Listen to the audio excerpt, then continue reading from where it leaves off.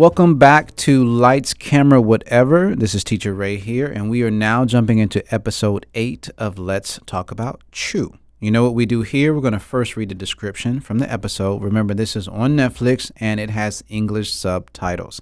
So, here we go, the description. The CHU family members conduct a door-to-door search for Cheng-nan and embrace their own truths about love and intimacy. This is episode 8. Let's talk about CHU. CHU is spelled CHU. That's right. And remember, after you listen to this episode, leave your comments below. Let's do it. Question 1. Oh boy. Should intimacy have an age limit?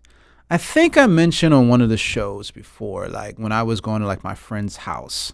Well, let me speak from a personal perspective. My parents, like I think I mentioned before, it's like they flirted for a while, right? They flirted for a long time. So that's how I hope I can be with my partner in the future. I think the age limit does not have to be connected to intimacy.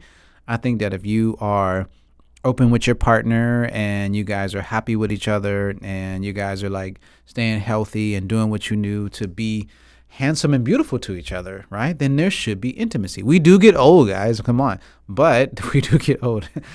I'm laughing, but it's true. But if you work out, stay healthy, and you know, try new things and have fun, and you know, just live your life with your partner, and not just be like, okay, this. Yeah, I really hate when you know my female clients say, hey, oh, my roommate. I'm like, oh, that is so terrible. Like you can actually, this person does not have to be your roommate. You can actually enjoy life with this person and have, you know, a sexual relationship with this person. And intimacy is not just sex, right? I mean, I'm a person, I really, really love cuddling, right? I like to cuddle and just chill and, you know, watch TV, you know, massages, eat fruits, whatever. That is also intimacy. Please don't connect intimacy to only sex because it's unfair. It's not right, right? It's unfair for the relationship. And back to the question, because I am amazing in deviating. Age limit should not be connected to intimacy. It should not, no, don't do that. No matter if you're 50, 60, 70, you can still have fun with your partner. And, you know, life is short, guys. So enjoy what you can while you can. And please don't think like, oh, we're 50. We don't need to do anything anymore. Guys, everybody has needs. And I'm going to tell you right now, growing up in Atlanta, Georgia, if you are not making your woman happy for too long, guys, women have needs. And don't be angry. I mean, how many questions on the other episodes I mentioned? If you're not giving the love and attention to your partner, if you haven't hugged or kissed your partner or smacked her on the butt or just rubbed her shoulders and said, good morning, beautiful, I love you, trust me. Women will say it's not important, but when they get it, they'll say they love it. So don't sit back. Guys, trust me, I got a lot of women in my family. Don't sit back and be like, oh, she's okay. Oh, it's fine. No, women will not always tell you how they feel. Trust me. And men will also not always tell the woman how they feel. So to avoid that chaotic situation that could be highly, highly avoidable, please be open with your partner and keep the intimacy alive. Keep it a volcano. That's what I would say. So should intimacy have an age limit? My Teacher Ray suggestion comment? Absolutely not. Now, number 2, is it good to hide pain in front of others or let tears flow freely? This is an interesting question because I would have to say it would be based on the occasion. If I'm in an office, if I'm in my shared office at JustCo, I'm not about to be crying in front of people. I don't even know these people. I came here to have peace and silence. I didn't come here to shed my tears. So for me, I go to the restroom and let it flow, wipe myself off, and then, you know, get back to work, get back to doing what I do, RBC English. But friends and family, yes, I will let it flow. I mean, I'm a hard shell, you know, like I've been through a lot of tough times, and sometimes you can be resilient as you want to be, but sometimes tears don't listen to you. They have their own mind. They just start running down your face like a marathon, and there's nothing you can do because the gun has been shot. The gun has been shot. They're already on lap 3 around your face. So tears are going to do what they want to do. And then the thing I got to talk to you guys about is the concept of mental health. If you're holding these tears back, and it's okay to cry, guys, I will cry anytime if I'm in pain, but I just won't be doing it so publicly. I'm not a person who likes to express all my pain and sorrow on social media because there's a bunch of people who just really don't know me, right? And I just won't do that. I know some people get on there and start crying and complaining, or I think it was the girl from Singapore or somewhere. She created a fake scene, got hit with the X. Guys, karma happens. Don't do that. Now, if you're gonna hide your pain, I just got to tell you right now, it's the same. Pain and steam are the same thing. 真气. Pain is the same thing as steam. If you close it, if you lock it, and you bottle it up, that thing is going to explode. And when I say that thing, I'm talking about you. Mental health, it's funny because I always think about the tennis player Naomi Osaka. Like, people were dragging her, right? It's how she's so young. How come she can take breaks about mental health? First of all, she's worth 55 million USD. Second, I don't know if you guys know first of all, guys, when I watch tennis, I am nervous myself on my couch, watching these tennis players. I grew up watching tennis with my mom all the time. I love it. I will love tennis forever. But could you imagine the intensity of the U.S. Open and Australian Open and the Wimbledon when it's just quiet and you got to perform? It's massive, massive intensity. And it's only you and the other player, right? So that is a pure source of mental health right there itself. But when she went on news and said, I'm taking a break, people dragged her, right? But imagine she didn't take a break and she just kept going for more and more for more and more tournaments and more, country to country, all these games, all these matches. She would break down in her 20s. So it's unfair for her to do it if she has to force herself. And by the way, she's a human. And if you're listening to this podcast, you are actually also a human. So please don't hide in front of your friends and family. You can hide in public because they don't know who you are. They don't know anything about you. Right? They don't know when you were born or what hospital you were at. But your friends and family know who you are. If it's behind closed doors and you're having a talk or taking a walk or going to the park, let those tears flow. Because I have to tell you, when you hide those tears, I want you to remember one thing. Tears and steam are the same thing. You hold it in, eventually it has to blow. It has to blow. So, is it good to hide pain in front of others? No. Let tears flow freely. Let them run with the wind. But as I said, it's about the circumstance and occasion of where you let them run. Because right now, everybody has a phone out and everybody's willing to use your life to gain more views. It's very, very sad. So if you go back to some of my videos on Instagram, I actually work very, very hard to avoid anybody in my videos because it's just not worth it. And so I don't like showing people in my videos, and I don't like people showing me in their videos because I think we all have our privacy. So in that light, why are you letting your emotions out like this, right? It's not fair. Now, number 3, is marriage counseling a front or is it a mission? Now, I know you're probably like, what is that? When I say front, some people and some partners in relationships, I wish I could translate this as Chinese, right? They do it just to do it. They're not doing it because they genuinely want to have a result. They're doing it because they're trying to silence the other partner to say, hey, I did it. See, I tried. But actually, it's in Chinese we say 废话, it's madness, it's insanity, right? It's like, if you're doing it just to do it, just to make me happy, we shouldn't be doing it at all. And that's when it's a front, because you're doing it just to show that you're trying, but actually deep down in the Mariana Trench of your heart, you don't care. And eventually, like I say, when you're hiding things, it will come out. Now, is it a mission? That's up to you and your partner, because you have to mutually, collectively make a consensus to say, hey, we need help. We're not perfect. But for me, I'm divorced, but we never thought about marriage counseling. We tried to figure it out until we couldn't. Maybe we could have. But like I say, life is life. Things happen. Life moves on. But I think for a lot of people, some people are just doing it just to get it out of the way. And also just to say, hey, I tried. In the end, this will always backfire. And sometimes, it's hard to ask your family or your friend to be a litigator or the person to go between, because, nobody's neutral. Yeah, if my friend asks me to come, I'm gonna be like, man, leave my friend alone. I'm always gonna jump to my friend's side. So is it a front? A lot of times I would say 50-50, depending on the couple. Now, number 4, should social media apps remind influencers to take breaks? They absolutely won't, and I say they absolutely should. Because I think social media is like, it's a gift and a curse, right? It's a place where you can see a lot of beautiful things, and research a lot of things much faster. I think CNN and all these websites, they're in trouble. The social media, I find out information on social media way before I find out on the news, and it's just getting worse and worse right now. They should remind influencers to take breaks. I hope they do. Say, hey, you've been on this app for an hour. You can't access this app for 10 minutes. I mean, if they're live or doing something live, okay, don't do that because they'll probably jump to another app.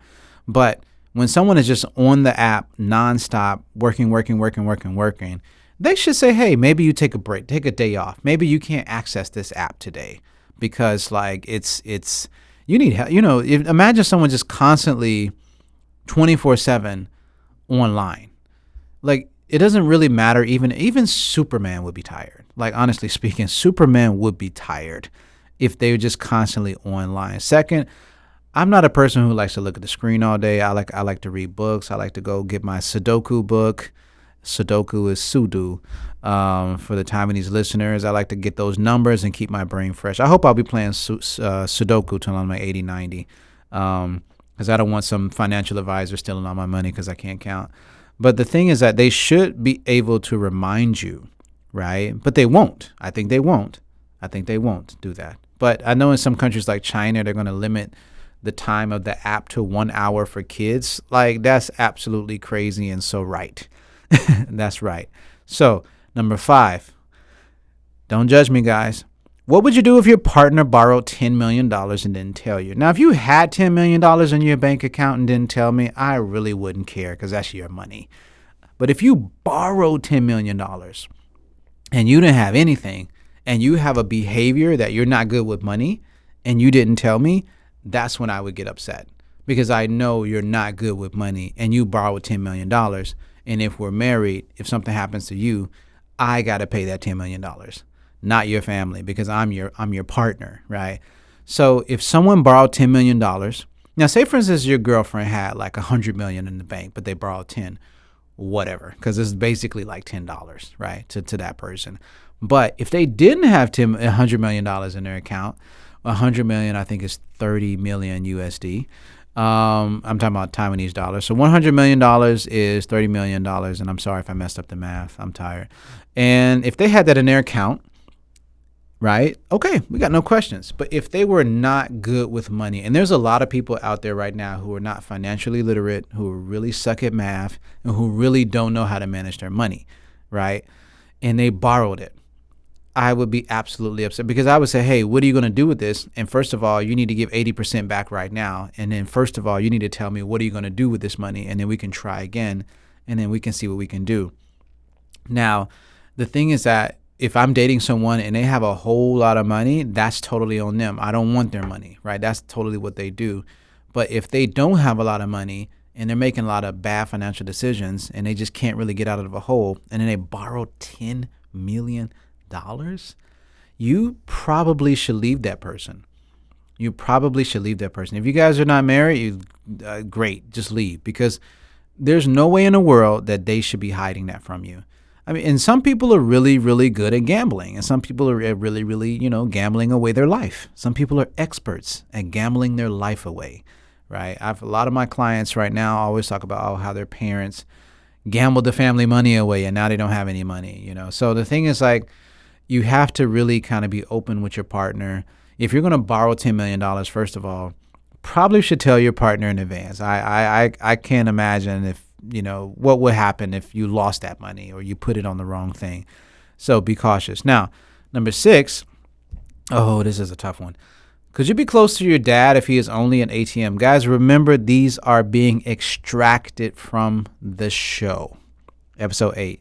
All these questions that you hear, these really juicy taboo questions, are extracted. I'm not just pulling them out of thin air. So go and watch the show after you listen to this show. Lights, camera, whatever is always first.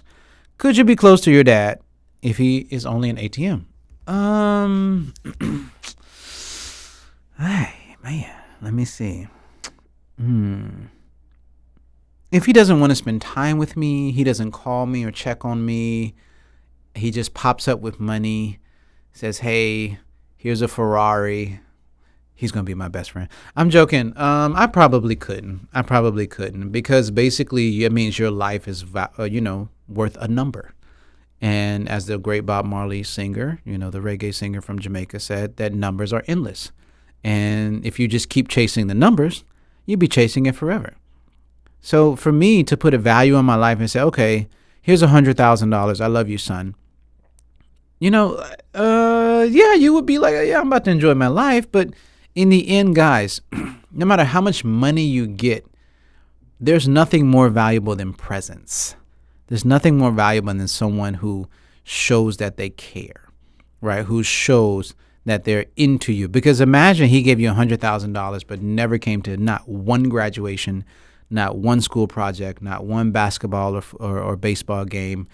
If you're a European, listener, in football game, and they just never showed up. It was just basically purely money. They just gave you lots and lots of money your entire life, and then never really cared about you. That means you probably, are nothing to this person.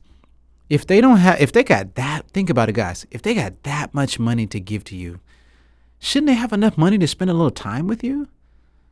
Right? If they just gonna drop down 100K, 100 stacks for your birthday, and every year it just gets more and more higher, they should have a little time. That means they don't care about you. It means first they're rich, and second, you're probably just one of their kids that they don't care about. Then this person is evil because, people make mistakes. People make love and make mistakes, or the people have one night stands and make mistakes. I understand. But, from the show, and I'm sweating over here. I'm trying not to spoil the show here, but think about that question. Could you be close to your dad if he is only an ATM? That is really, really a tough question. Number 7, it says, is your fear to say I love you stopping you from growing real love? I would say yes and no. I some people throw around this word a lot. They throw it around, like a baseball, and they don't really mean it, and they're just saying it to say it. And I really hope people would stop saying it just to say it, because what's going to happen is that it's going to become the word. It's a 4-letter word. It's going to become numb, right? Numb. And then you're going to add, 3 more letters. It's going to be numbness. So numb. When you become numb to the 3 words, I love you, you are in trouble. Because what happens is that in the future, you have another relationship and someone will say it, and you just be like, yeah, thank you. Sure. You love me. Okay. And you're just basically ruining someone's life by saying it without meaning it. But some people know that, some people are very gullible and believe anything you say, and then the naivety, they're so naive, people use it. And again, these are evil people. So is your fear to say I love you stopping you from growing love? There's a lot of people who are just scared to fall in love, like pure, plain and simple. And there's a lot of people who are starting to have a feeling for someone and gaining a connection with someone and missing someone. And as soon as that person says, hey, are we together? They run out of the door like Speedy Gonzalez. And if you're an American listener, you better know who Speedy Gonzalez is, or I'm coming for you. That was the best Mexican, Mexican? I forgot, was he like a rat or something? Speedy Gonzalez, you're running out of the door. As soon as someone gets, so the thing is that a lot of people are able to start the party, but they cannot finish it, right? They can start this whole dating thing and dating scene and spending time with you. But as soon as it gets real, 95% of the people are out the door. Or some people stay because they're just scared to hurt the other person, which is also equally evil, if I would say so, because you don't really like this person, but you're just going to stay with this person because you're scared to hurt them. That relationship is headed toward a very certain dead timeline, right? And it's going to be a timeline that you don't know when. It's just going to explode, because when both of you are like, wait, we don't really love each other. What are we doing? We wasted 15 years of our life. You shouldn't even be wasting 5 days. You're talking about 15 years, right? So don't let the fear of falling in love with someone stop you. I mean, if you not ready for the commitment, don't even start. Why would you You're hurting people, guys. You're hurting people by not letting them know the truth. You're right. Stop doing that. Now, how do you remember your first moments of your love with your soulmate? Go back and think about this. I put this question because, guys, we get into these relationships, we move on in life with our struggles and our pains and our ups and downs, and we forget why we started. We forget the moment of just going to the river and just saying, hey, like, you want a drink of water? You look thirsty. Or, hey, let's take a walk. Or let's take a bike ride. Or let's go to a movie. Just holding the hand. These little simple moments that we take for granted, those are what makes love love. Please remember that, guys. Remember those moments when you were with your soulmate and it just, you were ready to head up the mountain of love. Number 9, what is your criteria for moving in with your partner? I'm a very clean person. I like to keep things organized. I'm a very open person. Just don't leave your stuff all over the place. If you shedding a lot of hair, whatever, it's fine. I'll clean it up. I don't care about those little things about that. But what I don't like is just kind of leaving your stuff around and like not really attending to it, and you're just scattered everywhere, and you just really don't care. You just don't care. I don't like that. But moving in with a partner, if they're moving in with me, I'm an organized person. So if they moved in my apartment, I will organize their things for them. Because that's just how I live. But for me, moving in their apartment, I would respect their things. I would respect their things and keep my things to the side, keep it organized so that, I don't want to be a burden. I don't want to be a nuisance to someone. So I want you guys to think about what is your criteria for when it's finally time to move in with your partner, and put it under the comments section so I can respond to you and we can have a conversation. And those are the questions for episode 8 of Let's Talk About CHU. Thank you so much for listening to the episode of Lights, Camera, Whatever. This is Teacher Ray, and I will see you on the next show. Take care, and make sure live real love, not for fake. See you soon.